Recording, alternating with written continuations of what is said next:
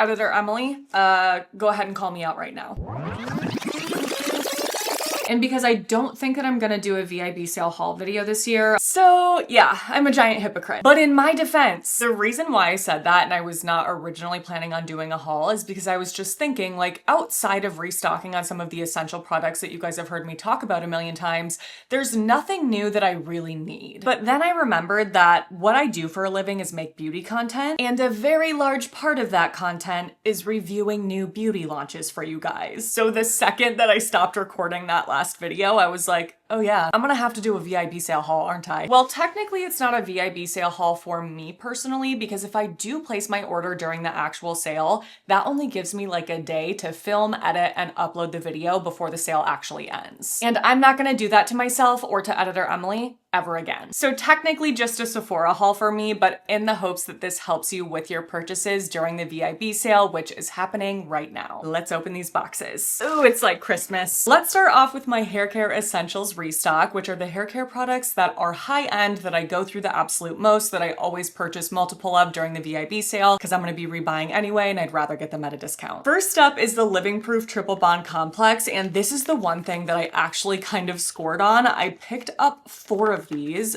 because I just happened to notice that Sephora was running a promo for this last week where it was 50% off. Hence the 4 bottles all at once. This is definitely something that I go through pretty frequently because I'm using it after every single wash day. So as you can imagine, just with the amount of hair that I have and the fact that it's not a big, huge bottle, I go through it pretty quick and need to restock it often. Next is K18, and this time I decided to pick up the jumbo version. It says it's double the size, and I'm not sure how long this has been available on Sephora's website, because I do know that when they originally launched the K18 treatment, they had like a tall jumbo version that was only available for professional or in-salon use, and you could not purchase that at home. So I'm curious to see if this is the same one or what's going on here. Okay, so this I'm pretty sure is actually a little bit smaller, and the salon version is like a little bit taller. You know what? There's a really easy way to figure this out. Google. Okay, so yes, the salon version has 5 ounces. This has 3.38. So I will be curious to see if this ends up pumping out more than the at-home treatment, because that is definitely the case for the salon version. I noticed that right away when my stylist was using it on my hair, that when she was pumping it out of the bottle, more product came out. I think just because it was larger, this must have been a bigger nozzle. And I think that that is the reason why they kind of had a discrepancy in the beginning with the amount of pumps that they were recommending people use. So I may end up having to adjust the number of pumps that I use depending on how much comes out. I'll keep you guys posted on that, but either way, I really like that this is available now because you can get it at a little bit more of a discount than the smaller version. Oh, and besides Living Proof, since I already stocked up on 4, I will be purchasing at least 1 more of these during the sale, so I can actually get it at a discount, but again, I wanted to be able to show these to you guys here. And then of course, the other thing that I plan to do that with is Pureology Color Fanatic, which is still my all-time favorite leave-in conditioner. The other thing that I got that I'm very curious about for hair is a hair accessory, but not something that can stand alone. It's actually an attachment for the Dyson Airwrap. That is something that I've noticed them leaning into quite a bit in the last year or so. They seem to just continue to be launching. Was that the right way to say that? They seem to be continuing to launch, I like that better, more and more attachments for the Airwrap, and this one is one that I feel is necessary and should have been done a long time ago because it is a concentrator nozzle. So I'm excited to see how the results differ between this and the original dryer attachment, which is just kind of like an open circle,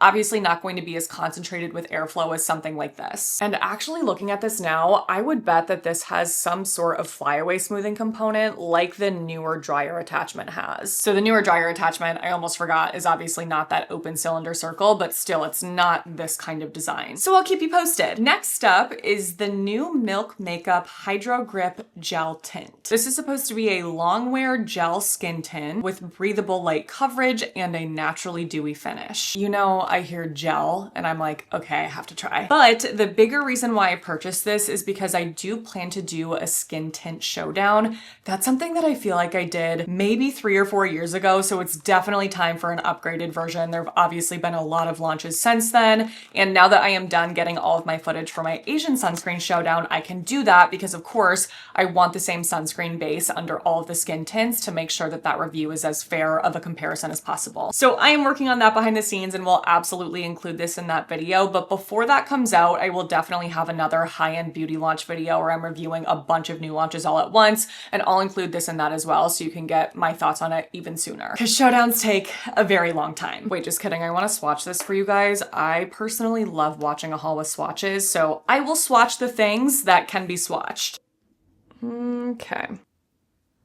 Ooh, this is quite a bit thicker than I was anticipating. Thick, kind of stiff, and almost a little pasty, honestly. I was not expecting that, especially when you put gel in the name. I'm like, I just assume that you're gonna be really lightweight. We will see how this translates in feel on my skin. And I also feel like the way that this is sitting on my skin makes it look more coveragey and makeup-y than I was anticipating. We'll see. TBD. Ew, this is already like leaking and the product is not staying in it. Okay, so far not great. Haus Labs, as I suspected, has finally relaunched their bronzer. For those of you that have been watching my videos over the last couple of years, then you will probably know that the Haus Labs bronzer was my favorite for a long time. But I started noticing that just like they did with their blush, and I think a couple other items as well, but definitely their blush, slowly but surely, the different shades that they had available in this bronzer were just going out of stock on Sephora and not being replenished. Like I think they maybe had 12 different shades or something. I'm making that up, I don't know for sure, but like every time I would check, there would be fewer and fewer shades available for purchase, which is exactly what they did with their blush before they relaunched it. And they have finally done that with their bronzer. I was getting to the point where I was like, I don't know if they're just completely discontinuing this because it was taking forever. But the second I saw that they relaunched this, I was like, okay, I have to buy, because again, I loved the original. So this packaging essentially looks identical to the original, including the pan size. It might be the tiniest bit smaller, but that was a really big change that they had made with the blush. They put it in a much smaller pan. Luckily, I found an OG version of this available on eBay. That one has 0.42 ounces. This has 0.39, so slightly less product. Interesting. The original version of this bronzer was available in 12 different shades, and I had the shade Light Level 1, which I found to be perfect for my fair skin because it was not something that was overly warm. Now I'm only seeing 8 shades on Sephora's website, which is obviously not great, like to go from 12 to 8. I picked up the new lightest shade, which they say is for fair skin tones. It's the shade Soleil Sand. Let's give her a swatch. This feels identical to the original bronzer to me. I mean, it's been a while since I swatched that, but from memory, it has that same velvety, kind of almost like velvet cream to powder texture. Not quite creamy, but maybe instead of cream, it's giving more like suede-y. You know what I mean? But let me just swatch this on the back of my hand, and actually, I'll do this next to a couple other bronzers that I own in case any of you watching with fair skin also need something that does not look orange. So I'm gonna go in with the Fenty Sunstalker bronzer in 01 Into Sun. Next to that, ooh. Yep, Haus is definitely less orangey. Something that I really enjoy using for a softer bronzer is the MAC Mineralized Skin Finish Powder. This one is in medium dark. I definitely could use one that's like even more neutral than this. Haus is winning. For the last swatch, I will swatch this powder from the Charlotte Tilbury Film Star Bronze and Glow palette. So this is something that I used to love several years ago, but kind of forgot about until recently when I went to Sephora and I was like, I just want to find the most true neutral bronzer that exists for fair skin. And in swatching everything on the back of my hand, this was the only one in the store that did not pull orangey. So I will put that here. So this is Charlotte Tilbury, the new Haus Labs, Fenty, MAC. Haus Labs is looking good. So I'll keep you guys posted on performance for this and how it compares to what I remember of the original. I was holding on to that original version for so long because I wanted to do a comparison, but it got to the point where I was like, this is super expired by now. I don't know when they're gonna be relaunching this. It won't even be a fair thing to compare because obviously when product is expired, you can't really compare that to a brand new product. I'm sure a lot of you have used an expired product before and realized that it's not quite performing in the way that it used to. Next is a new blush format for Rare Beauty, which is the Soft Pink Matte Bouncy Blush. They obviously already have their fan favorite liquid blush, and then was it last summer that they came out with that blush lighter? This just says powder blush, but I completely forgot to review this after it launched and it's been sitting in my drawer ever since. So maybe I'll just include this in my next high-end launch review, even though it's not new anymore. But this one is completely different in that it's a cushiony cream to powder blush that is supposed was to give you a wash of velvety, long-lasting color in a matte finish instead of that really highlightery one, because I know for a lot of people it just was way too intensely highlighted. I picked up the shade Hope, but to be honest, there weren't really any shades that I felt were gonna end up being a great match for my fair skin. This was their lightest shade available. Wow, the texture of that is so nice. Very soft, very silky. I mean, this is like gonna be true cream to powder, I'm sure. Here is what that looks like. Ooh, that's not swatching as orangey as I was expecting it to. It's definitely still a warmer pink. I might be able to get that to work.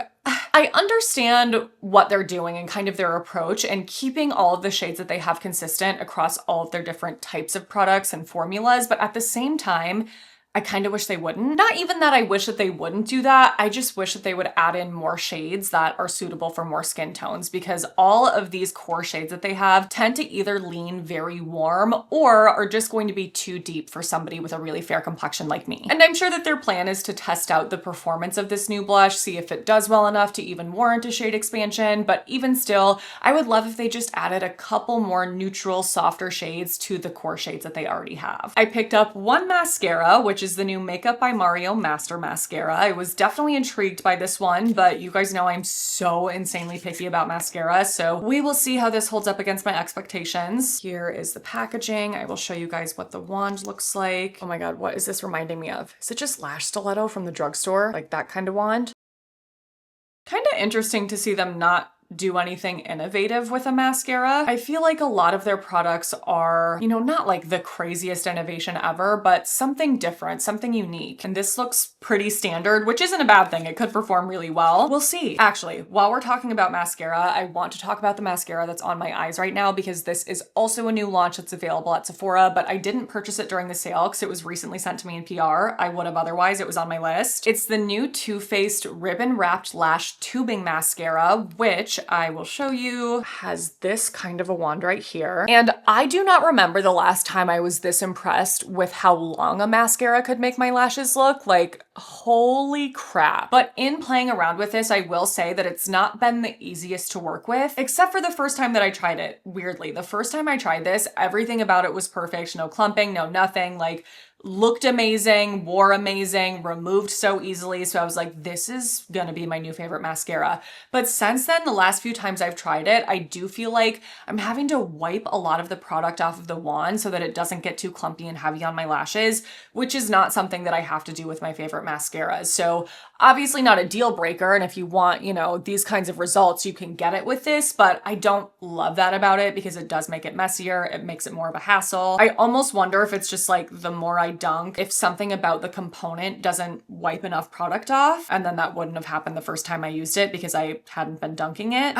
So mixed feelings on this, but if you were curious about this, if you were interested in buying it during the sale, sorry, I keep coming up close like this because I want you to be able to see my lashes. It is really beautiful. It does wear well with no flaking or smudging. And this one does not fully tube off for me when I remove it. Like, if you watch my tubing mascara showdown, then you will know that I like to see if they actually come off in little tubes, because I know for a lot of people, like, that is the main draw of a tubing mascara. That's why people love tubing mascaras. This one does not fully tube off. It does kind of smudge a little bit. However, when I remove this with a cleansing oil and a microfiber towel, it is the quickest, easiest mascara removal ever. Like, compared to my favorite non-tubing mascaras, which just take more time and effort, it's so quick and easy, and doing it that way does not make it smudge. It was only when I was removing it with my fingers. With a microfiber towel, it just like all goes on the towel, and then I'm done, and I can wipe my hands clean, and I love that about it. So pros and cons to this one for sure, but again, impressed with the length. Look at all of these lip products. Actually, you know what? Well, here's how we're gonna do this. For my skincare part of this video, 2 of the products are lip products. So let's just jump over to this, transition into lips, and then end with lip swatches, because that's my favorite. Save the best for last. So the first thing that I got, which is the only facial skincare item, is the InnBeauty Project Extreme Eye Cream. As I'm filming this, I'm realizing I should have gotten more of my ordinary copper peptide serum. Well, in previous VIB VIB sales, there have been like mixed options for how you can purchase The Ordinary. I think at one point you could not purchase it during the sale. And then maybe it was the last time when they had item restrictions and you can only get like a certain number of items. We'll see what they do this time around. But this is the new InnBeauty Project Extreme Eye Cream. So the eye cream version of their Extreme Cream. Just looking at the ingredients list, some of the highlights include squalane, a variety of peptides, amino acids, several plant extracts, plant oils, coffee seed oil, rice bran oil, buchanalactone, bisabolol, allantoin, sodium PCA. Their packaging is just 10 out of 10. It's so cute. Let's do a little eye cream swatch, shall we?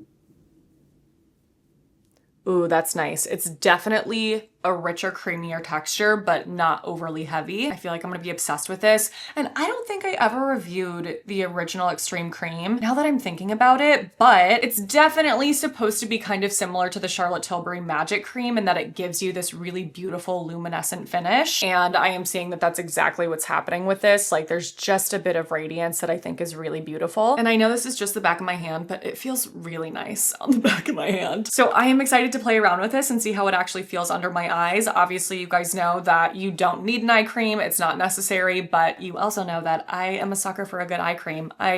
What can I say? I love the feel of a nice eye cream. And then the two lip skincare products that I purchased are the Dr. Idriss lip, well, I was gonna say lip treatments, but I don't think either of these are called that. So this first one is the Treatment Lip Basting Balm. I guess together they are part of a barrier-based duo. Oh, so step one is the lip exfoliator, which is called the exfoliating lip Lip Basting Serum. I was gonna say lip blasting serum. No, that's not what she meant. And then step two is the treatment, which is called Barrier Based, which again is the Treatment Lip Basting Balm. You know we have to try this on camera. So this lip exfoliant contains mandelic acid and gluconolactone. Interesting. Mandelic acid for the lips. I don't think I've ever done that. Oh, this is really cute packaging. I actually am obsessed with that. I'm curious to see the texture of this. Oh my gosh, it's a roller ball. I was not expecting that. Okay, 90s. I love. Does it have a smell? Oh, wait, so you guys can see how it comes up.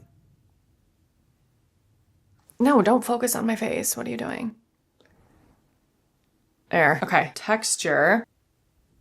Oh my God, I'm gonna be obsessed with putting this on. That rollerball detail is so nice. Okay, so the texture is very, very light, but not to the point of feeling like water. Like this, I would say, has a true serum texture and it feels really nice. Doesn't feel oily, just slippy and serumy. I'm gonna enjoy that, I just know it. And then the lip balm is in similar packaging, it's just not metallic. I don't know what it is about a metallic finish like this, but I am just a sucker for it. This is still super cute though. Oh, is it gonna be tinted? So in that applicator, I can see that it's a really light pink, which is reminding me of the Neutrogena lip sleeping mask and their lip oil actually. I feel like it's the exact same shade. That was the worst swatch ever. Let me like straighten that out a bit for you. Okay, so there's definitely a little bit of color, but I feel like once I apply this on my lips, like you're not really going to be able to see it. Uh-oh. Oh. I was smelling essential oils for a second, but now that I'm sniffing it, I'm only really smelling mint, which I don't want in a lip balm. I can do it if the product itself is really, really nice, especially if it's like a gloss or something that's more for cosmetic purposes. Like I am more willing to just be lenient there, but when it's a balm that I'm using for the purpose of nourishing, softening, conditioning my lips, I'm usually not one to gravitate towards mint because I feel like a lot of the times it can just be overpowering and end up irritating my lips a little bit, like with that cooling, burning sensation, and then that kind of defeats the whole point of it being a lip balm, you know? Whereas if it's makeup and I want color, that's a little different. But if I am just using this to condition my lips, yeah, that's definitely something that I do not love. However, I will say this initial texture feels nice. It really does. It's definitely one that's slippy and smooth, and I would say in between thin and thick. It's definitely thicker than the Neutrogena lip sleeping mask, just like as a point of reference while we're talking about that. Has some initial tack though that I wonder about potentially getting sticky. We'll obviously see. Yeah, and immediately I'm feeling that burn my lips. Dang. Great shine though. It looks very cute. Oh, this is like really burning too. No. Why? Well, I guess I'll be taking it off anyway because we have more lippies to swatch. I am so excited for this. To start off with this one, I'm very intrigued by this. So Iris&Romeo, which I think just started off as a sunscreen brand, has come out with a moisture lip balm containing what? A moisture lip balm containing SPF 30. And it is tinted, available in 3 different shades. I picked up the shade, what is this? Camellia. You guys tell me that I say that wrong and like I clock it and then I forget the correct way every time I'm filming. Okay, wait, first I'll show you the applicator. This is very long packaging and very nice little tube here. Is this a tube? What's this called? I don't know, but it's nice. It's glass, heavy duty. And this one, ooh. Wait, I think I might really like this. That feels nice. So a medium pink that is pretty bright. That's definitely brighter than I was expecting. In the viewfinder, I feel like it's looking cooler than it actually does in person. Like swatched out, that's looking pretty warm. Let's put it on. I'm regretting not getting the lightest shade, which is called Dawn and described as a pinky nude, but I felt like it was looking kind of brown on the model that has fair skin. So I was like, I don't know that that's gonna look great on me. But now I'm like, I'm sure it would have looked better than this is about to look. I feel fear. It smells disgusting. I'm being dramatic. It's not disgusting. I just don't think I like the smell. What is that? I remember I had this issue with their tinted SPF. It just smelled kind of like Play-Doh-y and weird, and I'm getting that from this, just not as intensely. Something's weird though. Okay, so this is quite pigmented, and I would say that it has a stiffer texture that definitely leans thick, but not overly so. So here is what that looks like. Oh God, I hate that color on me. Jeez. Jeez. Ew. Yeah, just not for me and my personal preference, but that does not mean it's a bad shade. Like this would look gorgeous on so many other skin tones. It feels good. It's just not as thick as I was expecting it to be based on how I originally swatched it. Like that made me feel like it was gonna have more cush than it does. Why does that smell?